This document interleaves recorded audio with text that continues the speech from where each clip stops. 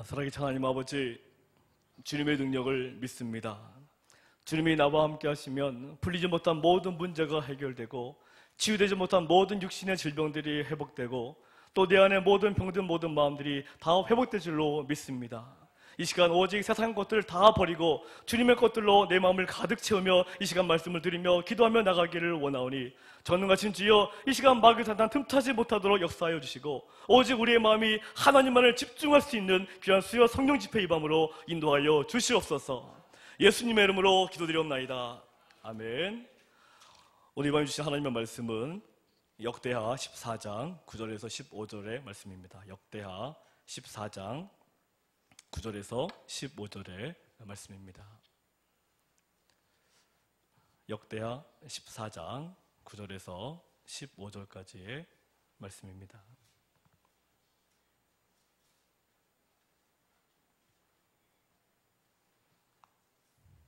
역대하 14장 9절부터 15절까지의 말씀입니다.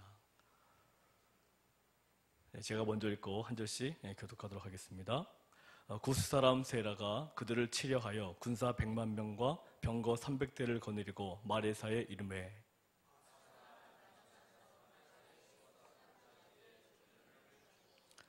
아사가 그의 하나님 여호와께 부르짖어 이르되 여호와여, 힘이 강한 자와 약한 자 사이에는 주밖에 도와줄 리가 없사오니 우리 하나님 여호와여, 우리를 도우소서. 우리가 주를 의지하오며 주의 이름을 의탁하옵고 이 많은 무리를 치러 왔나이다. 여호와여, 주는 우리 하나님이시오니 원하건대 사람이 주를 이기지 못하게 하옵소서 하였더니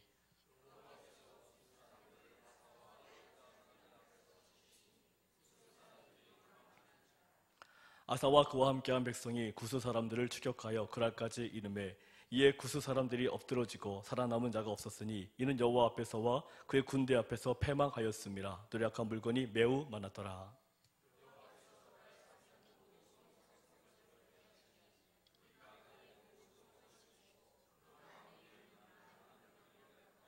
이렇게 봅니다. 또 짐승 지키는 천막을 치고 양과 낙타를 많이 이끌고 예루살렘으로 돌아왔더라. 아멘. 오늘 본문 말씀에 남유다왕 아사가 나옵니다. 이 남유다왕 아사는 잘 아시는 대로 오직 하나님만을 바라봤던 대표적인 그런 왕 중에 한 명입니다. 이 아사왕이 왕이 되자 백성들로 하여금 먼저 한 것이 온갖 우상들을 전부 다 버리겠습니다. 우상들을 전부 다 버리게 하고 백성들이 오직 하나님만을 섬기도록 한 것이 아사왕이 왕이 되었을 때 한 일입니다. 바로 오직 하나님만을 바라보도록 백성을 이끌었을 때 이스라엘 역사상 이 남유다 왕국은 태평성대를 누리게 되었다는 사실입니다. 그러나 나라가 평안해지고 백성들의 삶도 안정적이 되어가려고 할 때 애굽의 군대 지휘관인 구스 사람 세라가 평화롭게 잘 살고 있는 이 남유다 왕국에 쳐들어왔습니다. 오늘 본문이 바로 그런 상황이거든요. 이스라엘 백성들이 복을 받고 평안하게 잘 살고 있었는데 갑자기 애굽 사람 세라가, 구스 사람 세라가 이 남유다 왕국에 잘 살고 있는데 쳐들어왔습니다. 다 같이 9절 말씀을 같이 읽겠습니다. 구스 사람 세라가 그들을 치려하여 군사 100만 명과 병거 300대를 거느리고 마레사에 이르매. 바로 이 당시 그 아사 왕의 남유다 왕국의 군사들의 숫자는 53만 명이었습니다. 근데 구스 사람 세라가 끌고 온 애국 군사들의 수는 자그마치 군사 100만 명이라고 했습니다. 그죠? 군사 100만 명의 전차가 300대나 됐다고 했습니다. 이스라엘 백성들의 군사 수는 53만 명인데 지금 세라의 군대는 100만 명이라니까 2배의 숫자라는 거죠. 굉장히 큰 차이가 나는 거죠. 이 2배 이상의 전력차가 나고 있습니다. 애굽의 군대의 수는 이 남유다 왕국의 군사들과 전쟁을 하기에는 압도적으로 강한 힘을 지금 보여주고 있는 것입니다. 그러니까 오늘 본문의 그 내용과 근거는 이스라엘 백성들이 전혀 승리할 수 없는 그런 환경과 조건을 지금 보여주고 있는 것입니다. 이대로 전쟁에 나가면 질 수밖에 없는 그런 게임입니다. 절대로 이길 수가 없습니다. 그러나 아사왕은 오늘 본문의 10절의 말씀을 보시면 아사왕이 직접 군사들을 데리고 나아갔다라고 했습니다. 분명히 객관적인 전력에서는 조금 차이도 아니고 굉장히 많은 차이인데 근데 아사왕이 직접 끌고 나갔다는 거죠. 본인이 명령만 내리고 너희들이 나가라 그런 게 아니라 직접 아사왕의 군대를 끌고 나갔다는 것입니다. 뒤에서 명령만 내려도 될 텐데 이 본인이 직접 군사들을 이끌고 불가능해 보인 전쟁터로 직접 출동했다는 거죠.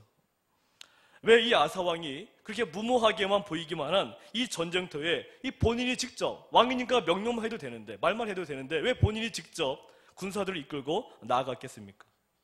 따라하겠습니다. 그것은 아사왕이 하나님만을 신뢰했기 때문입니다. 하나님을 진실로 믿었기 때문입니다. 하나님에 대한 확신 때문입니다. 애굽의 군대가 그렇게 많이 들어오니까 이스라엘 백성들이 얼마나 두려워 떨겠습니까? 그때 아사 왕이 먼저 앞줄로 나간 것입니다. 두려워하지 마라, 내가 앞장서겠다, 하나님이 함께 하신다는 것을 아사 왕이 직접 보여주는 거죠. 11절 말씀을 다 같이 읽어보겠습니다. 11절 시작. 아사가 그의 하나님 여호와께 부르짖어 이르되 여호와여, 힘이 강한 자와 약한 자 사이에는 주밖에 도와줄 리가 없사오니 우리 하나님 여호와여, 우리를 도우소서. 우리가 주를 의지하오며 주의 이름을 의탁하옵고 이 많은 무리를 치러 왔나이다. 여호와여, 주는 우리 하나님이시오니 원하건대 사람이 주를 이기지 못하게 하옵소서 하였더니.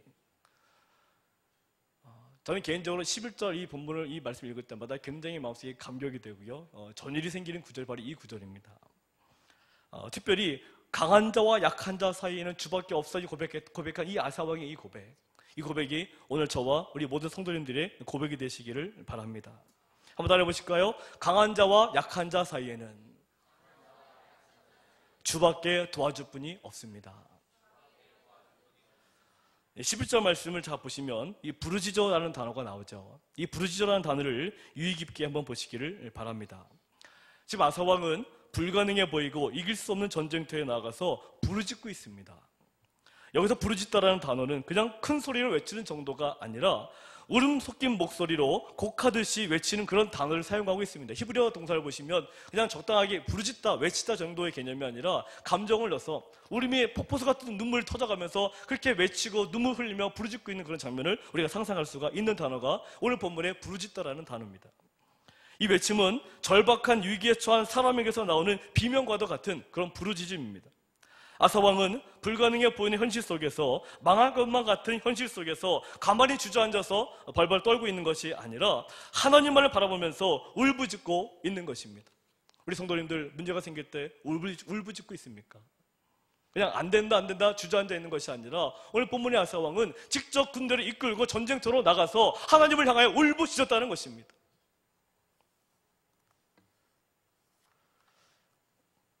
부산에서 버스를 타고 서울로 가고 있습니다. 이제 부산에서 경부고속도로를 타고요, 방금 올라왔습니다. 지금 대구에 조금 도착하려고 합니다. 자, 지금 버스는 부산에 가깝습니까? 아니면 서울에 가깝습니까? 자, 이해를 못하셨습니까? 다시 버스가 부산에서 떠나서 경부고속도로로 올라갔습니다. 올라갔는데 대구에 가기 일보 직전입니다. 자, 버스가 서울에 가깝습니까? 부산에 가깝습니까? 부산에 가깝습니다. 그런데 이 고속버스는 어디 행이죠? 버스는 부산행이지만 서울로 가고 있는 길입니다. 시간이 흐를수록 결국 이 버스는 서울에 도착하게 될 것이라는 것입니다. 목적지가 서울이기 때문에, 비록 부산이 가깝지만 목적지가 서울이기 때문에 이 버스는 결국 서울까지 올라가게 됩니다. 제가 몇 년 오래전에 거제도에서 서울로 올라올 때 보니까 한 손님이 배탈이 심하게 났던 모양이에요. 여자분이셨는데요, 나이도 한 30대 처음밖에 안 돼 보이는 그런 여자분이셨는데요, 이분이 계속 버스를 세워달라시는 거예요. 고속도로에서 한 7번 정도를 쓴 것 같아요. 배탈이 나가지고. 그래서 이분이 여자분, 그 젊으신 분인데 계속 7번 정도를 버스를 세워가지고 계속 밖에 나가셔가지고 혼자서 그렇게 하고 오시는데 얼마나 부끄러웠겠습니까? 근데 고속도로다 보니까 다시 돌아가지도 못하고 어쨌든 배탈을 안고 계속 타고 가신 거죠. 그렇지만 이 손님은 결국 서울까지 같이 갔습니다. 버스 안에서 고통스럽고 힘들었죠. 배탈이 나고 얼마나 힘들었겠습니까? 그냥 다시 부산으로 돌아가면 되지 않습니까? 거제도로 돌아가면 되지 않습니까? 그런데도 그냥 갈 수밖에 없는 상황이니까 억지로 끝까지 포기하지 않고 그 버스 안에 있었습니다. 한번 따라해 보실까요? 억지로 끝까지 함께 있으니까 결국은 목적지에 도착하더라. 우리 인생 역시 마찬가지 아니겠습니까? 하나님께서는 우리들에게 태어날 때부터 이미 목적지를 정해 주셨습니다. 내가 태어났다 그러면 내가 다시 엄마 뱃속에 들어갈 수 없는 거죠. 종종 우리 아기들 가운데 우리 김선 집사님 혹시 뭐 주찬이가 그러던가요? 다시 엄마 뱃속에 들어가고 싶어 하면서 울 적 있습니까? 아이가 아무리 울고 들어가고 싶다 그래도 이미 나온 이상 어떻게 됩니까? 들어갈 수가 없는 거죠. 이미 나왔으면은 목적지까지 가야 되는 것입니다. 근데 우리들은 어떻습니까? 우리가 생일 노래하는 것처럼 왜 태어났니? 왜 태어났니? 뭐 밥값도 못하면서 왜 태어났니? 이런 노래도 종종 장난으로 하기도 하는데, 예레미야 같은 경우도 힘드니까 뭘 고백했냐면 내가 왜 태어났을까? 자기의 태어남을 원하고 탓한 그런 구절도 예레미야도 그런 고백을 했거든요. 그렇지만 아무리 우리가 나의 탄생을 탓한들 뭐 하겠습니까? 이미 태어난 걸. 이미 태어났기 때문에 다시 돌아갈 수 없는 길에 우리 모두가 지금 서 있는 것입니다. 우리들 인생은 누구나 하나님께서 주신 아름다운 목표 지점이 있습니다. 내가 목표 지점 만들고 그 길을 걸어가는 것이 아니라 하나님께서 주신 목표 지점이 있다는 거죠. 제 아들 모세가 한 번씩 목사가 되고 싶다는 얘기를 종종 합니다. 요즘도 그런 얘기를 하는데 제가 그런 얘기를 합니다. 네가 목사가 되고 싶다고 되는 게 아니라 네가 하기 싫어도 하나님이 하라면 하는 거지. 그러니까 너무 뭘 되고 싶다에 초점을 맞추지 말고 일단 열심히 준비하고 열심히 최선을 다해서 앞으로 하나님께 맡기고 나가다 보면 하나님이 너에게 허락하신 그 목표 지점을 반드시 아는 날이 온다. 그 얘기를 제가 종종 합니다. 저도 마찬가지거든요. 저는 제가 고등학교 3학년 때 교회가 분란이 나가지고요. 목사님파하고 비목사님파가 있었는데 비목사님파에서 목사님을 좀 끌어내리려고 조폭 200명 정도를 동원시켜가지고요. 강목을 들고, 제가 고등학교 3학년 때였는데 이 조폭들이 강목을 들고 교회를 들어와가지고 교회를 쑥대밭을 만들었었거든요. 그리고 목사님 이 넥타이 잡은 채를 다 끌어내려가가지고 목사님 두들겨 패는 장면을 제가 고등학교 3학년 때 봤습니다. 그럼 제가 고등학교 3학년 때 그 장면을 봤는데 제가 목사가 되어야겠다 생각이 들겠습니까? 안 들겠습니까? 고등학교 3학년 때 신학대학을 결정할 때인데 그럼 안 좋은 모습을 보니까 당연히 제 마음속에는 신학교에 대해 생각 자체가 생기지를 않는 거죠. 근데 결국 제가 지금 뭐 하고 있습니까? 결국 목사하고 있지 않습니까? 그 당시를 생각해 보면 제가 목사를 할 수가 없습니다. 그리고 정말 하기 싫었고 내가 저 목사를 왜 해야 될까? 그냥 뭐 이렇게 평신도로 있으면서 교회 선교도 되는데 내가 굳이 왜 목사를 해야 될까? 그렇지만 제가 아무리 목사를 뭐 하든 안 하든 하나님이 내게 목표를 정해주셨으면 어쩔 수가 없는 것입니다. 우리 인생들이 다 마찬가지거든요. 내가 아무리 목표 지점을 정해놨다 하더라도 하나님은 이미 나에게 정해놓으신 게 있습니다. 근데 우리들은 자꾸만 내가 바꾸려고 하는 게 문제가 되는 거죠. 따라해 보실까요? 내 목표는 하나님이 정하신 것이지 내가 바꿀 수가 없습니다. 내가 바꿀 수가 없는데 우리는 자꾸만 내가 바꾸려고 하니까 내 인생이 힘들고 지치고 넘어지고 너무 답답한 것입니다. 내 욕심이 많으니까, 내가 하고 싶은 것을 하고 싶으니까. 야고보서 말씀에 너희가 구하여도 받지 못함은 무엇으로 쓰려고? 정욕으로 쓰려고 잘못 구함이라. 하나님의 뜻을 구해야 되는데 하나님의 나를 향하신 그 목표를 내가 알기 위해서 끊임없이 기도하면서 말씀을 보면서 찾아내려고 노력해야 되는데 하나님이 나를 향하신 그 계획하심에 관심이 없고요. 자꾸만 내 안에 내 소리만 자꾸 귀를 기울이고 있는 거죠. 내가 하고 싶은 것, 내가 원하는 것, 내가 가고 싶은 그 길을 자꾸 바라보다 보니까 결국 우리가 넘어지고 힘든 것입니다.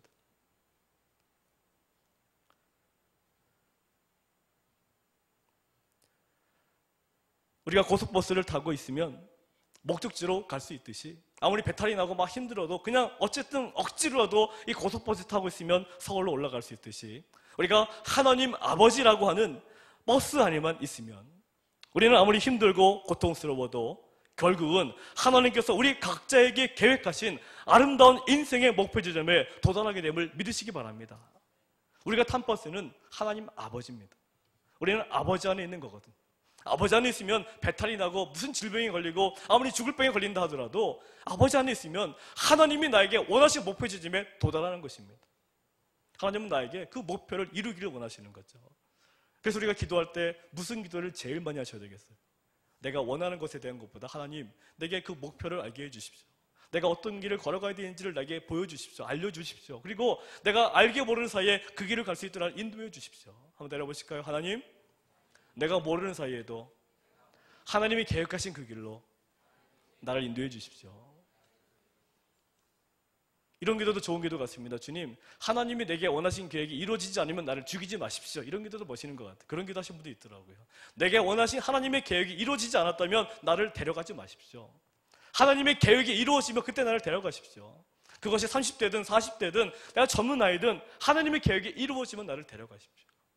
우리 예수님 33살의 나이에 돌아가시면서 무슨 고백을 하셨습니까? 내가 다 이루었다. 무엇을 이루신 것입니까? 하나님의 목표를 이룬 것입니다. 하나님의 목표를 이루니까 죽을 때도 어떻게 죽어요? 행복하게 예수님 돌아가시지 않습니까? 그 비참한 십자가에서도 예수님은 그 참혹한 십자가에서도 행복하게 돌아가십니다. 그 참혹한 십자가 위에서도 오히려 자기를 찔러 죽이는 그 원수들을 용서하려고 예수님은 오히려 고백하지 않습니까?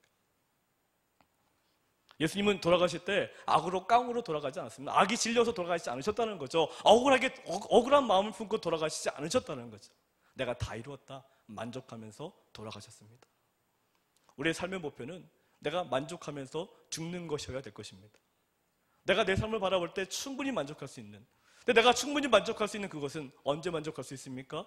하나님 아버지 버스 안에 타 있을 때, 하나님이 내게 인도하신 그 길을 내가 발견했을 때, 그리고 하나님께서 내게 인도하신 그 목표 지점을 내가 이루었을 때, 그때 우리는 죽어도 정말 행복하게 죽음을 맞이할 수 있는 것입니다.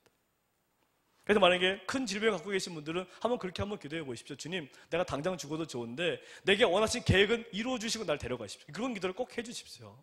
내가 무조건 아프니까 죽겠습니다가 아니라, 주님, 내가 당장 죽어도 좋은데 내가 하나님이 내게 원하신 것을 내가 이루고 죽게 해 주십시오. 한번 따라해 보실까요? 하나님께서 내게 이루고자 하시는 것을 내게 이루시고 나를 죽게 하십시오. 그런 기도를 많이 하시길 부탁을 드립니다. 왜냐하면 하나님 나를 책임지시겠다는데 이런 기도 못할 게 뭐였습니까? 하나님께 맡기는 것인데. 오늘 본문의 아사왕이 바로 그랬습니다. 이 아사왕은 어렸을 때부터 하나님을 신실하게 믿은 대표적인 남유다의 왕입니다. 그런데 지금 자신이 거느리고 있는 군대에 2배 이상 규모의 적군이 쳐들어왔습니다. 누가 봐도 이길 수 없는 게임인 거죠. 다 포기하고 싶었을 것입니다. 그러나 아사왕은 11절 중반에 이렇게 부르짖습니다.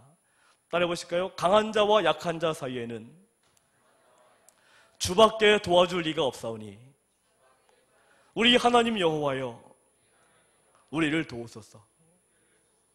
힘들고 어려울 때마다, 내가 무너져 있을 때마다 이 아사왕의 고백이 나의 고백이 될 수 있다면 우리는 이 땅을 힘있게 살아갈 수 있을 것입니다. 다른 성경을 보니까요, 강한 자를 대적하는 약한 자를 돕는 데에 당신 같은 분은 없습니다라는 번역도 있습니다. 따라해 보실까요? 강한 자를 대적하는 약한 자를 돕는 데에 당신 같은 분은 없습니다.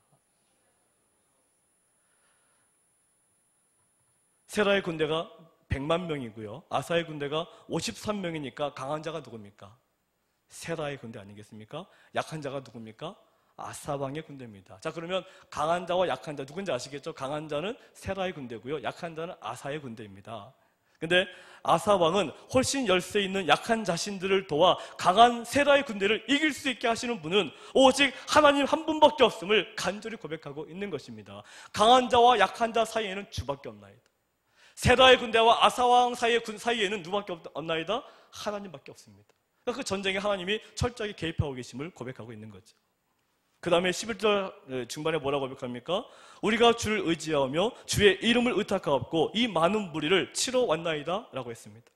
지금 아사왕은 부르짖는 기도를 통해서 왜 하나님께서 자신들을 도우셔야 하는지 그 이유를 설명하고 있습니다. 오늘 이 아사왕의 기도는 우리들에게 기도의 소스를 많이 주고 있는데요, 기도하실 때 이렇게 기도해도 좋다는 것입니다. 하나님이 왜 나를 지금 도와주셔야 하는지를 기도를 통해서 설명해 드려도 된다는 것입니다. 아사왕이 그렇게 기도했으니까. 하나님, 내가 이러이러하기 때문에 하나님 나에게 도와주셔야 됩니다. 이렇게 구체적으로 기도해도 잘못된 게 아니라는 거죠.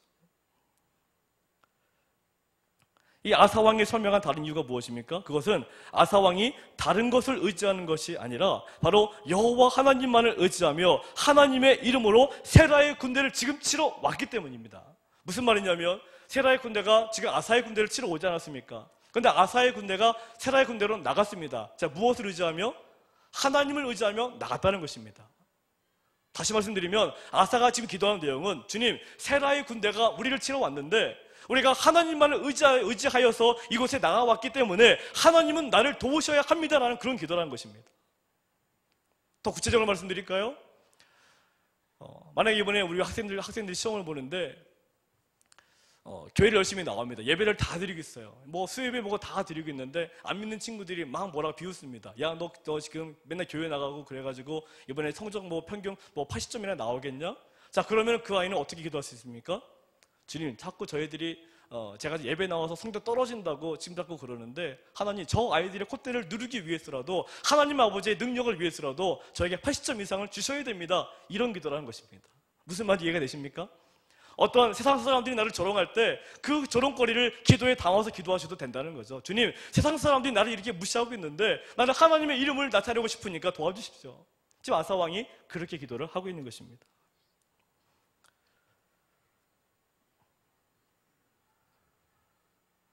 여기서 의지한다는 단어, 11절에 의지한다는 단어는요, 본래 히브리어 단어에서는 이 기대어 쉰다라는 그런 의미가 강합니다. 아사왕과 남유다에 있어서 하나님은 무력할 때에 힘이 없어 낙심할 때 기댈 만한 언덕이라는 거죠. 위기의 순간에 찾아 피할 만한 피난처라는 고백을 아사왕이 지금 하고 있는 것입니다. 다 같이 시편 46편 1절에 3절을 찾아보겠습니다. 우리 836페이지 시편 46편 1절 3절인데요. 우리 자막을 보겠습니다. 함께 읽습니다. 시작. 하나님은 우리의 피난처시요 힘이시니 환난 중에 만날 큰 도움이시라. 그러므로 땅이 변하든지 산이 흔들려 바다 가운데 빠지든지 바닷물이 솟아나고 뛰놀든지 그것이 넘침으로 산이 흔들릴지라도 우리는 두려워 아니하리로다. 셀라. 우리는 모두 인생을 살다 보면요, 많은 환난을 경험합니다. 환난을 경험하지 않은 사람들은 아무도 없는 것 같습니다. 왜냐하면 마귀는 우는 사자와 같이 삼킬 자를 지금 이 밤에도 찾고 있기 때문입니다. 우리를 넘어뜨리려고 기회만 엿보는 게 바로 마귀입니다.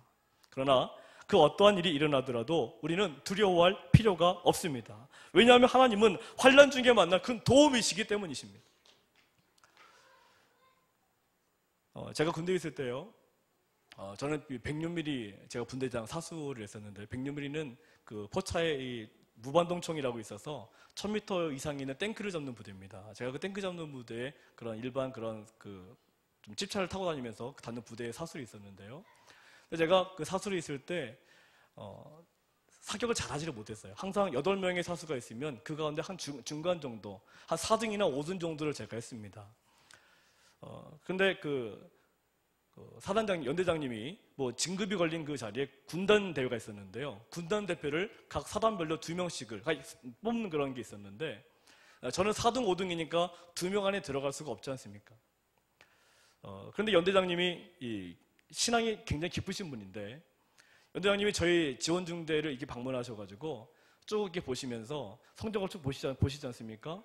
그래서 첫 번째는 제일 잘한 사수를 뽑고 두 번째 사수를 2등 사수를 뽑아야 되는데, 갑자기 연대장님이 저를 딱 보시더니 네가 하라는 거예요. 그래서 그 담당했던 그런 중대장님이 놀래가지고, 아니 얘는 실력이 군단대회로 나갈 실력이 안 됩니다 그러시는 거예요. 근데 연대장님이 하시는 얘기가, 나는 하나님을 믿는다고. 내가 하나님을 믿기 때문에 왠지 신동기 이 병장이 하면은 왠지 잘 될 것 같다고. 그 믿음을 가지고 저를 억지로 선발을 하신 거예요. 그러니까 부대에서 난리가 난 거죠. 실력도 안 되는데 선발이 됐으니까 난리가 난 거 아니겠습니까? 그래서 저를 훈련시킨다고 이제 그다음부터 계속 이 단독 조교 붙어가지고 계속 훈련을 시키는데요. 그 실력이 어디 가겠습니까? 계속 안 맞지 않습니까?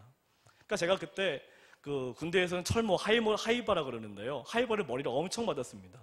잘 안 맞으니까 계속 맞은 거예요. 이렇게 꼴통이라고 그러고 엄청나게 많이 맞았습니다. 연대장님 욕도 엄청 많이 하더라고요. 연대장 광신자 얘기도 많이 하고요. 어떻게 광신자같이, 어떻게 얘 실력도 안 되는 얘를 왜 뽑아가지고 왜 이렇게 망신을 당하려고 하느냐, 자기 진급이 걸려있는데 왜 그러느냐, 이렇게 얘기를 하는 거예요.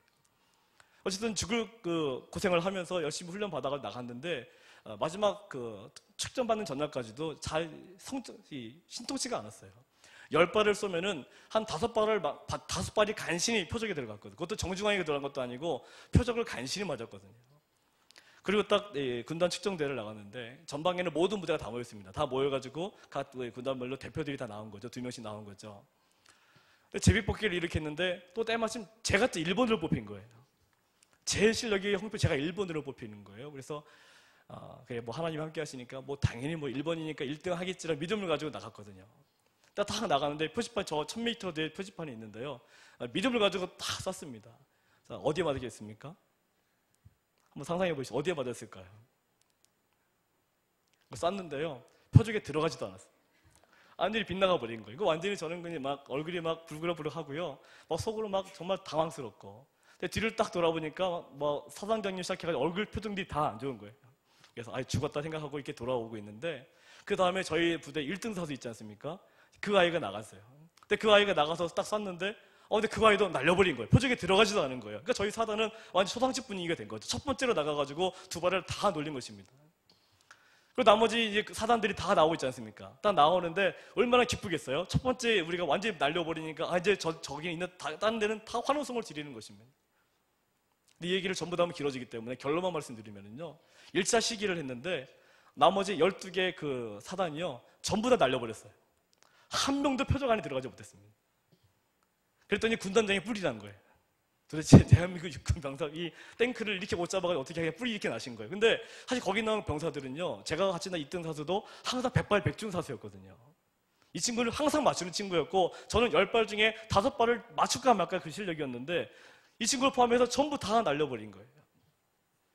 근데 그렇다고 1등은 뽑아야 되니까 그래서 다시 재게임이 된 거예요. 전부 다 날리는 바람에 딱 날리는데 그 옆에 저를 지도했던 그런 그 중대장님이 막 온갖 욕을 다 하는 거예요. 아유, 연대장 뭐 XX하면 욕하지 않습니까? 왜 저기 실력단들에 뽑아가지고 이렇게 우리 곤란하게 만드느냐. 이렇게 나갔는데 제가 그때 바로 오늘 본문에 이 기도를 했습니다. 하나님, 지금 내가 실력이 있어서 뽑힌 것도 아니고요.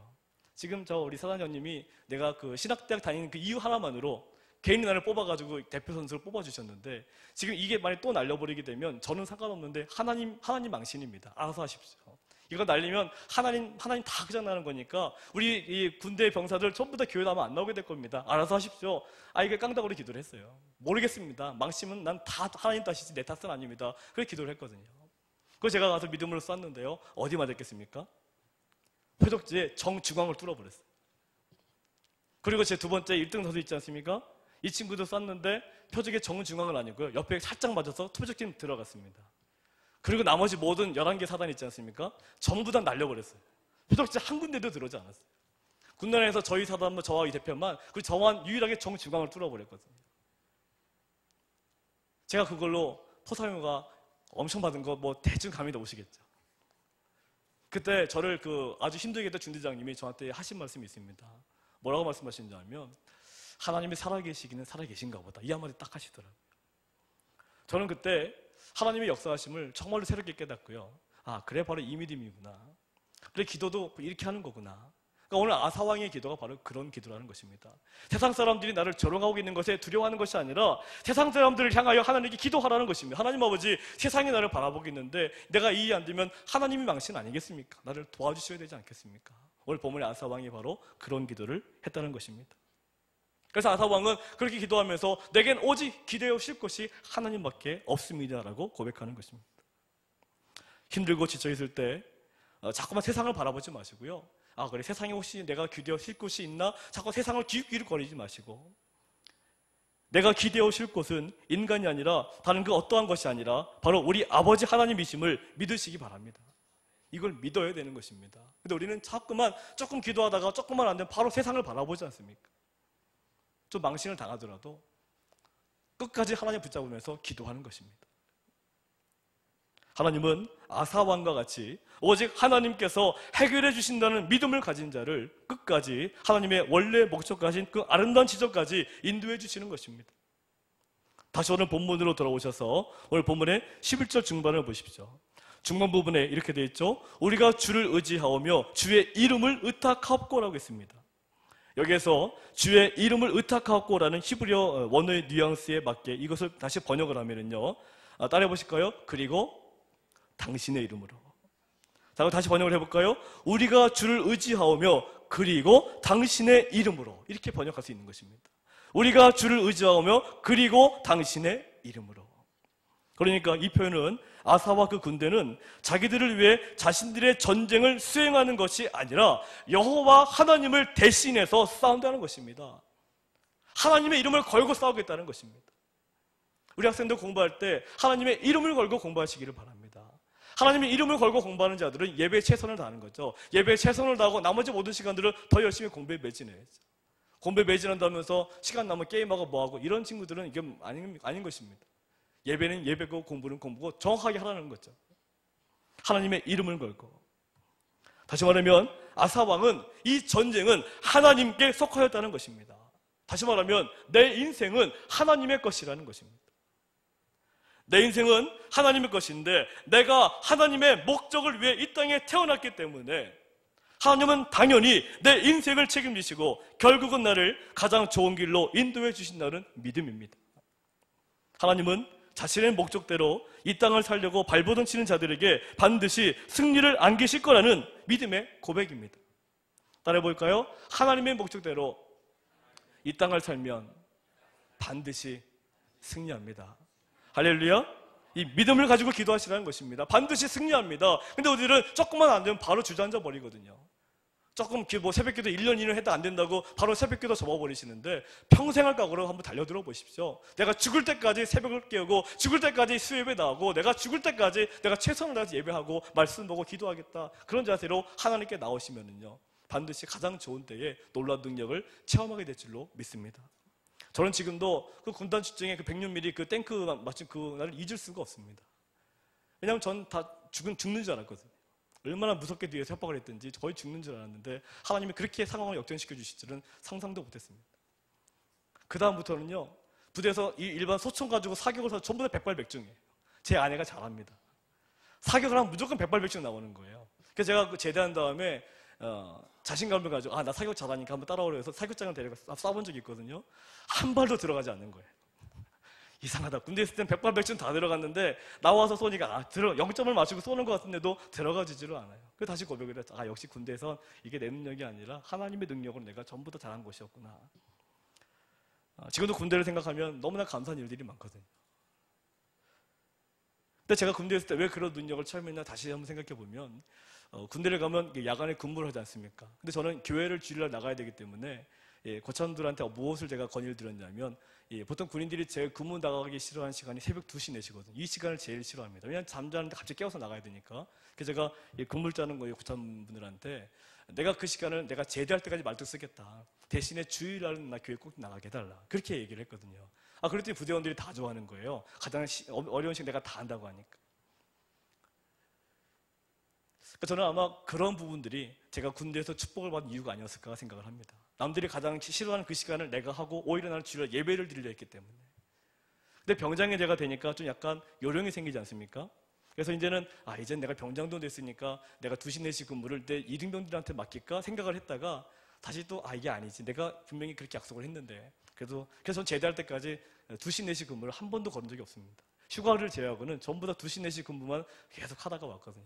근데 2시 4시 근무를 가니까 뭐가 좋냐면요 고참하고 같이 나가면은 고참은 뒤에서 자요. 저만 이 경계근무를 쓰라는 거죠. 고참은 자는 거 이렇게 확인하고 저 혼자 가만히 무릎 꿇고 또 군대 제가 강원도 철원에 있었는데 저 달이 너무 잘 보이는 거예요. 달도 잘 보이고 별도 너무 잘 보이고 그래서 제가 군대에서 총을 이렇게 메고 무릎을 꿇고 달을 보면서 기도했습니다. 비나의 달은 아니지만은 달을 보면서 3년 내내 기도를 해요. 군대 근무 나갈 때마다 기도를 했습니다. 주님 나를 붙잡아 달라고 도와달라고 인도해 달라고 계속 기도를 했었거든요. 우리 성도님들 기도가 중요한 것입니다. 인내를 가지고 자신감을 가지고 하나님 함께 하신다는 믿음을 가지고 끝까지 비록 해결이 안 된다 하더라도 끝까지 기도하다 보면 내가 생각하지 못했던 놀라운 축복을 받게 될 줄로 믿으시길 바랍니다. 내 인생이 망한다면 그건 하나님이 망한다는 그 자부심을 가지고 신앙생활을 하십시오. 내가 하나님이 내 인생을 만드셨기 때문에 어떻게 내가 망해? 하나님이 망하는 거. 내가 망하는 게 아니라 하나님이 망하는 것입니다. 그런 것에 대한 자부심을 갖는 신앙인들이 되시길 바랍니다.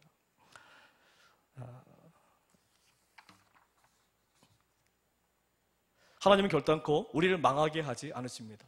내가 7번 넘어지더라도 8번째에 일어서게 하시는 게 바로 우리 하나님이십니다. 왜냐하면 우리는 누구의 것이니까? 하나님의 것이니까. 우리는 하나님의 소유니까. 11절 마지막 부분을 다시 보십시오. 원하건대 사람이 주를 이기지 못하게 하옵소서. 할렐루야. 기도를 이렇게 하시는 겁니다. 원하건대 세상이 주를 이기지 못하게 하옵소서. 내 주변의 사람들이 나에게 역사하시고 주님을 이기지 못하게 하옵소서. 여기서 이 사람으로 번역된 원래 히브리어 원어의 의미는요 허약하다 또 병약하다 그런 의미를 지닌 말에서 유리한 단어가 이 사람이란 단어입니다. 이 사람이라는 단어에는 인간의 연약성과 유한성을 강조하는 것입니다. 우리 인간은 누구나 연약하고 한계가 있는 존재입니다. 그러나 우리 하나님은 전능하시고 한계를 뛰어넘는 분이십니다. 할렐루야. 따라해보시니까 하나님은 우리의 모든 한계를 뛰어넘으시는 분이십니다. 내가 볼 때는 안 되는 것 같아도 하나님이 함께 하시면 그 한계를 뛰어넘는 능력을 내게 주시는 것입니다. 근데 우리는 자꾸만 내 능력만 가지고 얘기하는 거죠. 내 능력을 볼 때 전혀 안 될 것 같지만 하나님이 간섭하시면 되는 것입니다. 지금은 아사왕은 전능하시고 한계를 뛰어넘으시는 하나님께서 보잘것없고 연약한 인간을 상대하시는데 패배할 리가 없다는 고백입니다. 한계를 뛰어넘는 하나님이 어떻게 세라의 군대를 못 이기겠느냐? 비록 세라의 군대가 100만 명이고 우리는 53만 명이지만 우리는 전능하신 하나님이 함께 하시기 때문에 결단코 우리의 부대가 패할 리가 없다는 거죠. 왜? 하나님은 그 이상의 분이시기 때문에. 이 전쟁은 비록 우리가 이기기에 불가능해 보이지만 하나님께서 역사하시면 결국 우리가 승리한다는 것입니다. 비록 지금은 힘들어서 서울로 올라가는 버스에서 내리고 싶지만 그래도 끝까지 버스에 타고 있으면 결국은 서울에 도착한다는 것입니다. 비록 지금은 너무도 힘들어서 모든 것을 다 포기하고 싶지만 하나님 안에만 있으면 결국은 모든 것을 이기게 되고 승리하게 된다는 것입니다. 결국 이런 믿음을 가진 아사왕이 어떻게 되었습니까? 우리 본문 12절부터 15절의 말씀을 같이 한번 읽어보겠습니다. 시작. 여호와께서 구스 사람들을 아사와 유다 사람들 앞에서 지시니 구스 사람들이 도망하는지라. 아사와 그와 함께한 백성이 구스 사람들을 추격하여 그랄까지 이르매 이게 구스 사람들이 엎드러지고 살아남은 자가 없었으니 이는 여호와 앞에서와 그의 군대 앞에서 패망하였음이라. 노력한 물건이 매우 많았더라. 여호와께서 그날 서면 모든 성읍 백성을 두렵게 하시니 무리가 그의 모든 성읍을 치고 그 가운데 있는 많은 물건을 노략하고 또 짐승 지키는 천막을 치고 양과 낙타를 많이 이끌고 예루살렘으로 돌아왔더라. 결국 하나님께서 끝까지 흔들리지 않는 믿음을 보여준 아사왕의 기도에 응답하셔서 적군의 군대를 직접 치시기 시작하셨다는 거죠. 이 본문의 핵심이 무엇입니까? 12절에 여호와께서 치시고 여호와께서 하셨다는 거예요. 내 인생 여호와께서 하시게 해야 됩니다. 여호와께서 치시는 거고 여호와께서 나에게 동력을 나에게 움직이게 하시는 거지 내가 공부 잘한다고 잘 되는 것도 아니고요. 내가 지금 사업이 잘 된다고 그 사업 때문에 내가 인생을 잘 사는 것도 아니고 내가 지금 사업이 잘 안 된다고 그래서 그 잘 안 되는 사업이 나를 망하게 하는 게 아니라는 것입니다. 중요한 것은 그 힘든 상황에서도 하나님이 나를 붙잡아 주시면 된다는 거죠. 인간의 생각으로는 수치상으로 전혀 가능하지 않는 싸움에서 아사왕의 군대가 승리를 거두고 있는 것입니다. 오늘 본문 내용이 하루아침에 다 끝난 것처럼 보이는데요.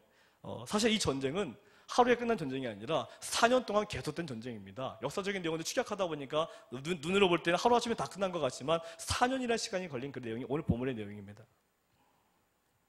4년이라는 시간, 길면 길고 짧으면 짧다고 할 수 있는 시간입니다. 그러나 분명한 건 따라 보실까요? 시간은 흘러갑니다. 지금 내가 힘들고 지쳐 있어도요. 이 힘들고 지친 이 순간도 흘러가는 것입니다. 이 지치고 힘든 이 순간이 영원히 계속되는 게 아니라는 것입니다. 반드시 흘러가고 반드시 승리가 오게 되어 있습니다. 버스만 잘 타고 있으면 버스는 결국 서울에 도착하는 것입니다. 지금 힘들어도 하나님 안에만 거하시면 됩니다. 비록 지금 넘어져 있어도 사업이고 뭐고 전부 다 안 되는 가운데 있어도 그냥 하나님 안에만 계속 몸을 담그고 계십시오. 그러면 때가 되면 반드시 놀라운 은혜를 체험하시게 될 것입니다. 아무리 불가능해 보이는 현실이 눈앞에 있다고 해도 하나님 안에만 거하시면 반드시 승리하게 됨을 믿으시기 바랍니다. 신명기 28장 7절 말씀 같이 읽어보겠습니다. 신명기 28장 7절 자막으로 띄워주십시오. 가져보겠습니다. 여호와께서 너를 대적하기 위해 일어난 적군들을 내 앞에서 패하게 하시리라. 그들이 한 길로 너를 치러 들어왔으나 내 앞에서 7길로 도망하리라. 할렐루야. 너무 기분이 좋지 않습니까? 여호와께서 나를 대적하기 위해 일어난 적군들을 어떻게 하신다고요? 바로 내 앞에서 패하게 하신다는 거예요. 얼마나 위대합니까? 내 앞에서 패하게 하신다는데 나를 조롱하고 나를 무시하는 그런 모든 적군들을 내 앞에서 패하게 하시겠다는 거예요. 믿으십니까? 그들 앞에서 나를 망신 주시겠다는 게 아니라 그들 앞에서 나를 높이 세워주시겠다는 것입니다. 그들이 한 길로 너를 치러 들어왔으나 내 앞에서 몇 길로요? 7길로 도망하리라.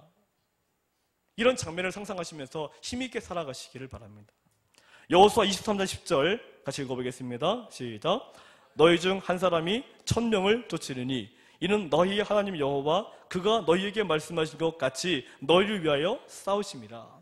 1000명이 내게 달려온다 하더라도 나를 당해내지 못한다는 거죠. 그 믿음을 간직하고 있는 것이 중요하다는 것입니다. 왜? 하나님이 나를 위해서 싸워주시기 때문에. 비록 일대천이라 하더라도 내가 천명을 상대하는 게 아니라 하나님이 나와 함께 하셔서 천명을 상대해 주시는 거기 때문에 내가 두려워할 필요가 없다는 것입니다. 우리는 우리 혼자 이 세상을 살아가는 것이 아닙니다. 우리에게는 늘 하나님께서 동행하십니다. 나 혼자 싸우게 하시는 것이 아니라 나와 함께 모든 길을 걸어가십니다. 환난 중에 있더라도, 고통 중에 있더라도, 그 모든 어려운 역경 속에서도 하나님은 늘 우리와 함께 하셔서 우리를 하나님께서 원래 계획하신 그 아름다운 곳으로 인도하고 계심을 믿으시기를 바랍니다. 이 믿음을 간직하고 있으면 기도의 자리에 빠지면 안 되는 거죠. 새벽 기도에 요즘 조금 겨울 되면 조금 줄어들던데요. 내가 죽을지언정 눈이 오더라도 새벽 기도 오시는 그 정신이 있으셔야 되는 거 아니겠습니까? 어떻게 내가 빠질 때 다 빠지면서 승리할 줄로 믿습니까? 하나님의 능력을 체험하기 원하시면은요, 내일 새벽 기도 오실 줄로 믿습니다. 아멘. 제가 하늘에 다 들어왔는데 뒤에서 한번 여기 계신 분들 다 오십시오. 믿음을 가지고 오십시오. 내가 새벽 기도 나오다 쓰러져 죽으면 어떻게? 죽으면 승조입니다. 따라해보실까요? 새벽 기도 오다 죽으면 승교입니다. 얼마나 영광스러운 죽음입니까? 까짓 그 주님 앞에서 그 놀라운 승교의 죽음도 그 맛보는 거 멋있지 않겠습니까? 저는 우리 서울 강동도의 분호회장님 이번에 돌아가신 목사님이 새벽기도를 마치시고 기도하시다 돌아가셨거든요. 도전되더라고요. 죽어도 저렇게 죽어야 되는데 그렇게 죽으면 좋겠다 하고 기도를 하고 있습니다. 어떻게 죽을지 모르겠는데 그냥 기도하다가 죽었으면 좋겠다 생각을 하고 있습니다. 우리 성도님들께서도 죽어도 하나님 앞에 세상에서 억울하게 가슴을 치면서 하늘 싸우면서 죽는 게 아니라 하나님 앞에서 기도하다가 죽는 그 순간 얼마나 아름답고 복된 죽음입니까?